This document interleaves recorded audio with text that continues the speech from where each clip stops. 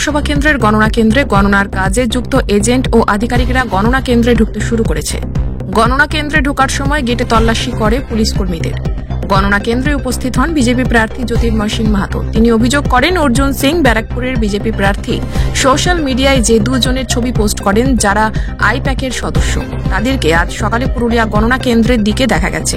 এই ব্যাপারে তিনি জেলার রিটার্নিং অফিসারের সাথে কথা বলবেন। এবং পোস্ট করেছেন সেই দুই সন্দেহজনক ব্যক্তিকে পুরুলিয়ার সকালবেলা দেখা যায় এবং এই পাশে আসতে দেখা যায়। সেই জন্যে আমার মনে হয় আইপ্যাকের লোক এখানে ভেতরে ঢুকেছে, সম্ভাবনা আছে। আমরা তবু খতিয়ে দেখছি।